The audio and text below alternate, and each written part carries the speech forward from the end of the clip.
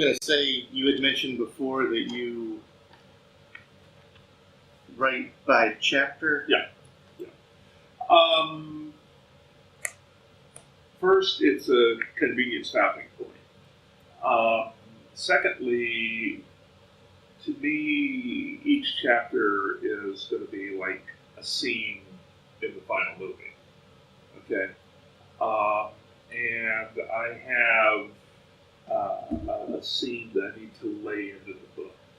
And it may be all in one place, it may be all one set of characters, it may jump around all over the place, but there's a sequence, an element in the story that I need to get in.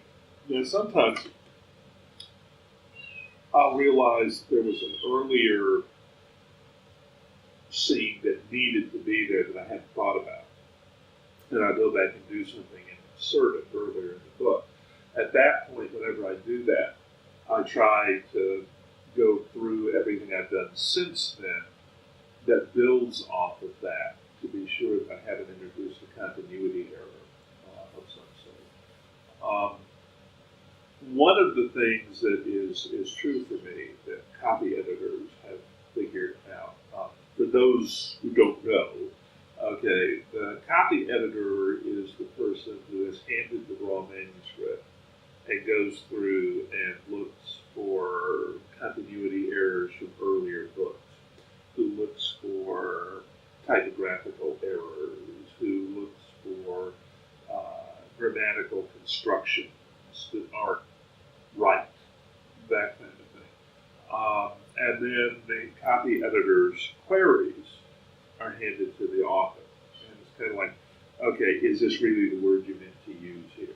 Now, I had one copy editor who was the worst copy editor I ever had, and who went through and made the changes on an electronic manuscript without my having had a chance to say, no, I meant exactly what I said the first time around. That's why I said it 400 times in the course of the book. She informed me that I couldn't refer to a ship as she or her because it's an inanimate object. It has no gender. And then took it upon herself to go through and change every single gendered pronoun referring to the ship in the entire book. That is what you call a sucky job of copy editing.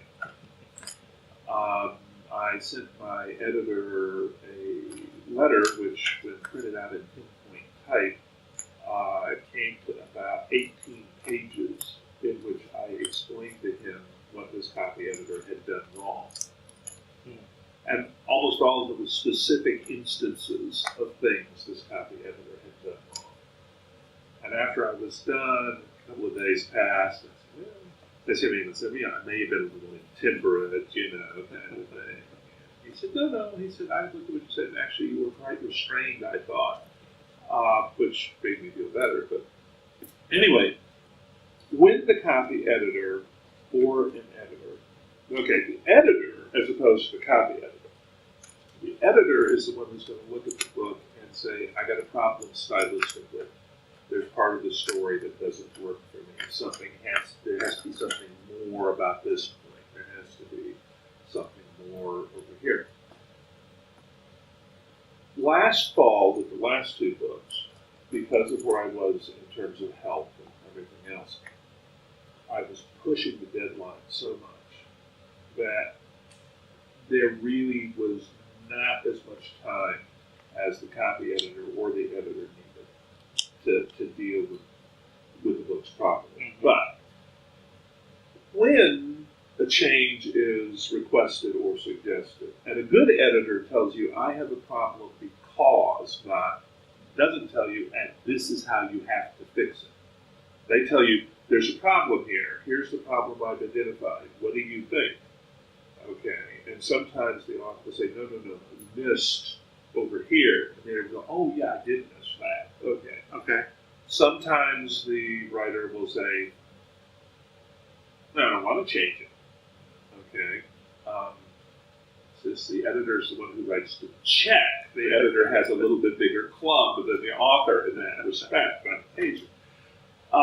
more often, a good writer and a good editor, the writer is like, yeah, I hadn't really thought about that. And even if it's not a problem for me, because I know what's going on in the story, I can see where it could be a problem for somebody else. And you go back and you fix it. Mm-hmm. Okay. Now, the problem in working with me, if you're an editor, isn't that I'm unwilling to make changes. It's that the first time you suggest a change, I have to go and identify all the problems it will make so that I'm convinced in my own writer's brain that I know where I'm going to have to, fix stuff downstream before I can sit back and say, okay, now I've identified all that. Now let me think about whether this is a good thing or a bad thing. Mm-hmm. Okay. And so the first time when an editor says something to me, if we're trying to do this verbally, I'll go, yeah, it's going to make a problem here, it's going to make a problem over there, maybe down here. And it can be very frustrating for an editor because it sounds like what I'm saying is going to make all these problems, I don't want to do it. Okay, but what's actually happening, they're kind of clearing the decks. And that's why, like Tony Weisskopf at Bain figured out a long time ago that she needs to send me suggestions and queries in writing, because then I can work through all of them before I actually respond. Mm-hmm. And that kind of saves everybody wear and tear in the process. I don't care who you are or how good a writer you are. There are times you need editorial input. And you have to have an editor who will be critical of what you're doing. Not condemnatory, not looking for places to shoot you down or whatever, but who will read it and actually think about, okay, does this do what he wanted to do for me as a reader, as opposed to for him as a writer? Okay. The final voice in any of my books is going to be me. Okay, it has to be.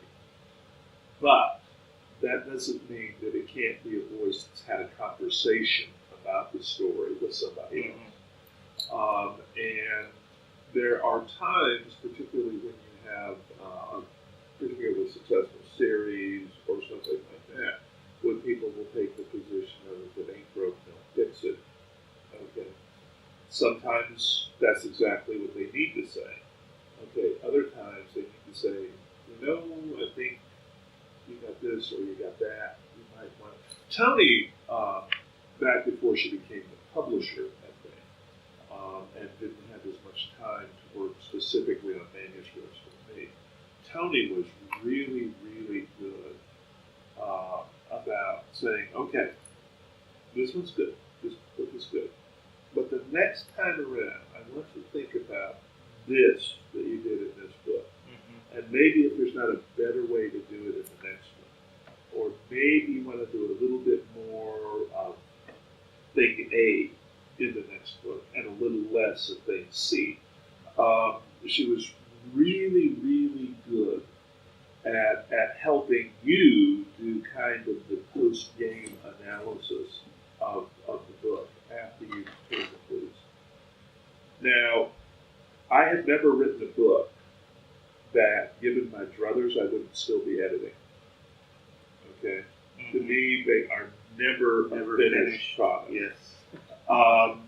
The problem is that you have to say, okay, I have to let it go now. Okay? Because otherwise, you will be editing for forever. And you'll never move on to the next one. Well, the other times I listen to the voices. The voices went out. Okay? And if I don't let this one go, if I don't let Skippy go, okay, I can't talk to Skipette. So it's the problem for me is that I am a storyteller at heart, and I love telling stories. Okay, I got a bunch of stories that I need to tell, and if I tell one of them one book a year, and that's all I'm writing, then all the other voices get really, really upset.